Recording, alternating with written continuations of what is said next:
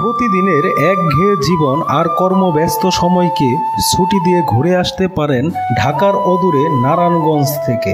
ঐতিহ্য, সংস্কৃতি আর প্রাকৃতিক শোভার এক অনন্য মিশেল ছড়িয়ে আছে পুরো জেলায়।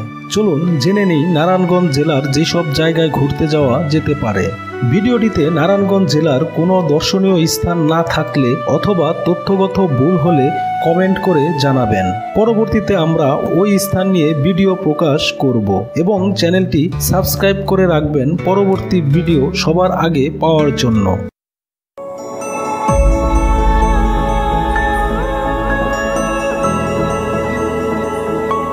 পানামনগর। পানামনগরে পা রাখলেই মনে হবে আপনি চলে এসেছেন সুদূর অতীতের কোনো সময়ে, যে সময়টাতে রাজা ছিল, রানী ছিল, মন্ত্রী ছিল আর ছিল রাজার বিশাল সাম্রাজ্য। নারায়ণগঞ্জ জেলার সোনারগাঁয়ে অবস্থিত পানাম ছিল বাংলার প্রাচীনতম শহর। 20 বর্গ কিলোমিটার এলাকা জুড়ে নগরটি বিস্তৃত।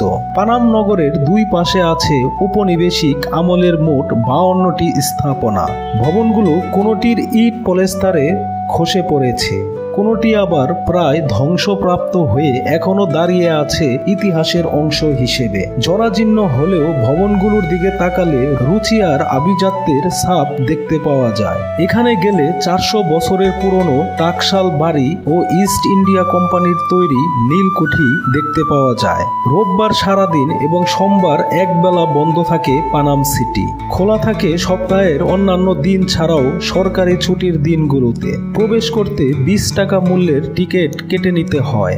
বাসে যেতে চাইলে গুলিস্তান থেকে বাসে উঠে ঢাকা চট্টগ্রাম মহাসড়কের সোনারগাঁও মোগরাপাড়া চৌরাস্তায় নামতে হয়। গুলিস্তান থেকে এসি বাসের ভাড়া 60 থেকে 70 টাকা এবং নন এসি দোয়েল স্বদেশ বাসগুলোতে ভাড়া 40 থেকে 50 টাকা।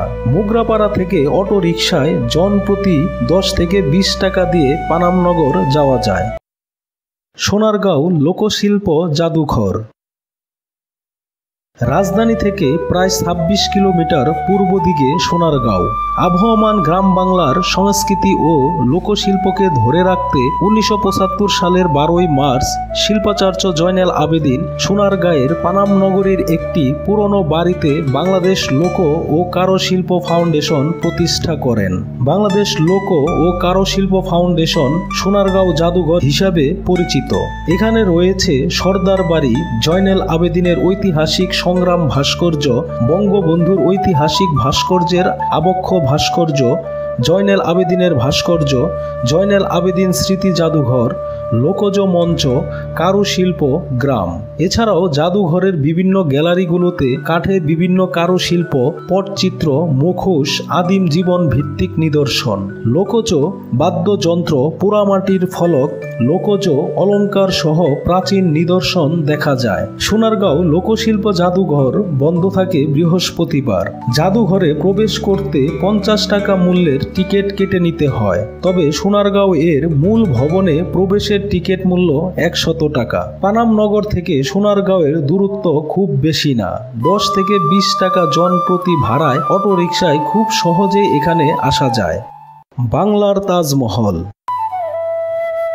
দিল্লির তাজমহল দেখার স্বাদ আছে কিন্তু সাধ্য নেই। পরিস্থিতি এমন হলে বাংলার তাজমহল দুধের স্বাদ ঘোলে মেটাতে পারে। আগ্রার তাজমহলের প্রতিরূপে সোনারগাঁও উপজেলার পেরাব গ্রামে নির্মাণ করা হয়েছে বাংলার তাজমহল বা দ্বিতীয় তাজমহল। শিল্পপতি ও চলচ্চিত্রকার আহসান উল্লাহ মনি এটি নির্মাণ করেছেন। ভারতের আগ্রার তাজমহলের আদলে নির্মিত বাংলার তাজমহল বা দ্বিতীয় তাজমহল। তাজমহলের প্রধান ভবন নির্মাণ করা হয়েছে দামি স্বচ্ছ পাথরে। তাজমহলের ভেতরে আহসান উল্লাহ মনি এবং তার সহধর্মিণী রাজিয়ার কবর সংরক্ষণ করা হয়েছে। আগ্রার তাজমহলের মতোই ভবনের সামনে আছে পানির ফোয়ারা, ফুলের বাগান এবং দর্শনার্থীদের বসার স্থান। মূল ভবনের 4 কোণে নির্মিত হয়েছে 4টি বড় মিনার। পিরামিড।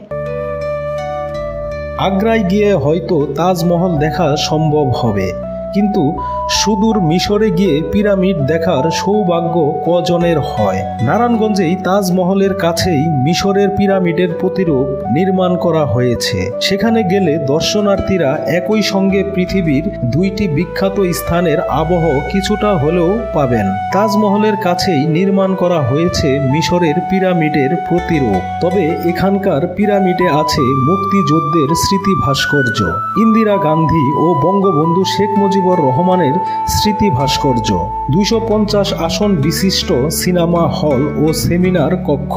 এছাড়া আসল পিরামিডের স্বাদ দিতে ভেতরে রাখা হয়েছে মমির প্রতিরূপ, রাজা রানীদের অলংকার, পোশাক, আসবাবপত্রের প্রতিরূপ। দর্শনার্থীদের জন্য প্রতিদিন সকাল 10টা থেকে সন্ধ্যা 6টা পর্যন্ত উন্মুক্ত থাকে বাংলার তাজমহল। ভিতরে প্রবেশ করতে গুনতে হবে 150 টাকা। তাজমহল ও পিরামিডে প্রবেশের মূল্য একসঙ্গে পরিশোধ করতে হয়, আলাদা প্রবেশের ব্যবস্থা নেই। তাজমহল বা পিরামিড যেতে হলে ঢাকা চট্টগ্রাম মহাসড়ক দিয়ে কুমিল্লা বা সোনারগাঁওগামী বাসে চড়ে প্রথমে মদনপুর বাস স্ট্যান্ডে নামতে হবে। সেখান থেকে সিএনজি বা অটো রিকশায় সহজেই তাজমহল ও পিরামিড দেখতে যাওয়া যায়। সোনাকান্দা দুর্গ। নারায়ণগঞ্জ জেলার বন্দর উপজেলায় শীতলক্ষ্যা নদীর পূর্ববর্তী মুঘল আমলে নির্মিত সোনাকান্দা দুর্গ অবস্থিত। ধারণা করা হয় এই জলদুর্গটি 1650 সালের দিকে তৎকালীন বাংলার সুবেদার মির জুমলা নির্মাণ করেন। ঢাকা শহরকে বাইরের শত্রুর হাত থেকে রক্ষা করতে সপ্তদশ শতকে 3টি জলদুর্গ নির্মাণ করা হয়েছিল। সোনাকান্দা দুর্গ তার একটি। চারপাশে মজবুত উঁচু দেওয়াল দিয়ে ঘেরা সোনাকান্দা দুর্গটি চতুর্ভুজ আকৃতির। একটি আয়তকার তোরণ কাঠামোর মধ্যে এর প্রবেশদ্বার স্থাপন করা হয়েছে। দুর্গের দুইটি উল্লেখযোগ্য অংশ হল বিশাল আয়তনের সুরক্ষা প্রাচীর এবং অন্যটি পশ্চিম দিকে জলদস্যুর আক্রমণ থেকে রক্ষাকারী উঁচু মঞ্চ।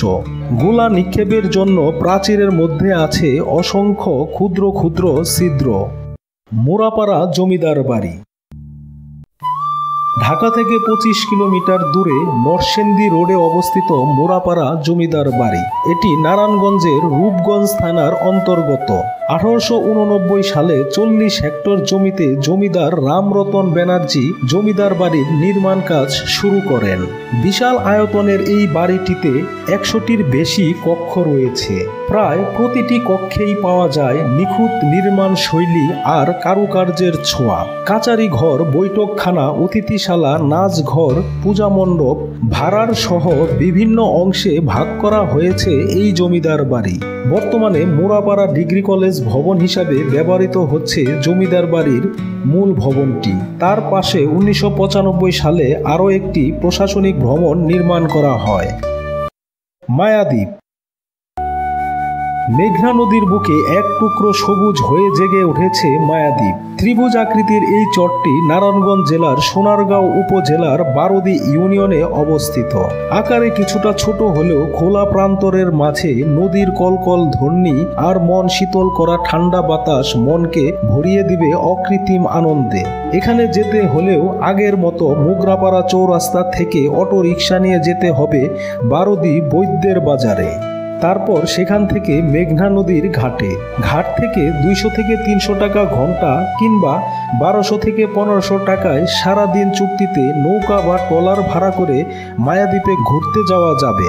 গাড়িতে করে সেখানে পৌঁছানো যায়। মায়াদ্বীপ পৌঁছাতে 20 থেকে 25 মিনিট সময় লাগতে পারে। জিন্দা পার্ক।